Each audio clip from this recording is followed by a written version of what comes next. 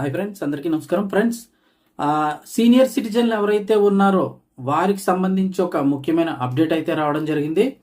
ముఖ్యంగా చూస్తే మరో 2 రోజుల్లో బడ్జెట్ అయితే కనుక ప్రవేశపెట్టబోతున్నారు. కేంద్ర ఆర్థిక శాఖ మంత్రి నిర్మలా సీతారామన్ గారు అయితే కనుక ఇప్పటికే నిన్నటి రోజు నుంచి అయితే కనుక బడ్జెట్ సమావేశాలు అయితే కూడా ప్రారంభమయ్యాయి.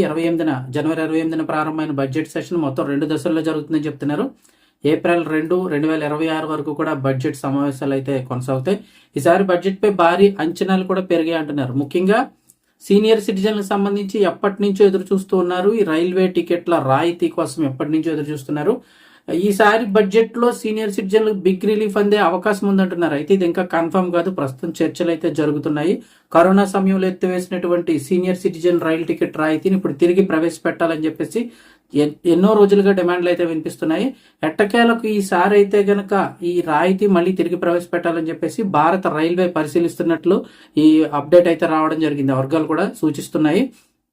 సో ఇప్పుడు మరో 2 రోజుల్లో అయితే కనుక ప్రవేశపెట్టే ఈ బడ్జెట్ లో అయితే కనుక తిరిగి సీనియర్ సిటిజన్లందరికీ రాయితీ టికెట్ మీద కోవిడ్ మహమ్మారి నుంచి నిలిపివేసిన సీనియర్ సిటిజన్ రైలు టికెట్ డిస్కౌంట్ పై మళ్లీ తిరిగి ప్రవేశపెట్టడంపై భారత రైల్వే పరిశీలిస్తున్నట్టుగా వర్గాలు సూచిస్తున్నాయి. ఇదే జరిగితే 60 ఏళ్ల పైబడిన పురుషులందరికీ అలాగే 58 ఏళ్లు పైబడిన మహిళలందరికీ కూడా మరొకసారి టికెట్లపై రాయితీలను అయితే పొందవచ్చు.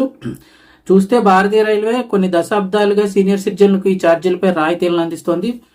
పురుషులు ఎవరైతే ఉంటారో వారికి 40% వరకు కూడా టికెట్ పై డిస్కౌంట్ ఇస్తుంది. మహిళా ప్రయాణికులకి 50% వరకు కూడా తగ్గింపు అయితే ఇస్తుంది. అంటే ఈ ప్రయోజనాలన్నీ కూడా ఎక్కువగా రైల్లో sleeper, third AC, second AC, first ఏసీతో సహా ఈ సీనియర్ సిటిజన్ డిస్కౌంట్ మొత్తం అన్ని తరగతులకి sleeper, first class AC, second AC, third AC అన్ని తరగతులకి కూడా ఈ సీనియర్ సిటిజన్ రాయితీ అయితే వర్తించడం జరుగుతుంది. ఎలాంటి ప్రత్యేక కార్డు అయితే అవసరం లేదు. మీకు కేవలం వయసు నిర్ధారించే కార్డు ఏదో ఒకటిన్నా ఆధార్తో సహా ఏదైనా కూడా పనిచేస్తుంది. సో రిజర్వ్ చేసుకునే టైంలోనే మీకు డిస్కౌంట్ కూడా వర్తించడం జరుగుతుంది. ఇక అప్పట్లో రైల్వే సబ్సిడీ అందిస్తూ ఉండగా ఎప్పుడైతే కోవిడ్ మహమ్మారి వచ్చిందో అప్పుడైతే కనుక రైల్వేలు వేల కోట్ల రూపాయల నష్టాన్ని అయితే చూసాయి. అవన్నీ కూడా భర్తీ చేసుకోవడం కోసం ఆల్మోస్ట్ ఇంకా ఈ రిజర్వేషన్ అయితే ఈ రాయితీ అయితే కనుక ఎత్తివేశాయి. ఈ సీనియర్ సిటిజన్లకు ఇచ్చే రాయితీ ఏంటంటే ఏటా 1600 నుంచి 2000 కోట్ల వరకు కూడా ఖర్చు అవుతుందని అయితే అంచనా ఉంది.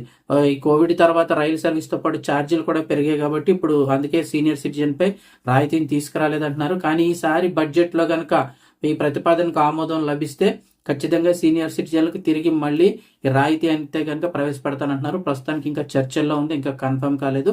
దీనికి సంబంధించి ఏ అప్డేట్ వచ్చినా వెంటనే మన ఛానల్ ద్వారా తెలియజేస్తాను. వీడియో తప్పకుండా లైక్ చేసి ఛానల్ని సబ్స్క్రైబ్ చేసుకోండి.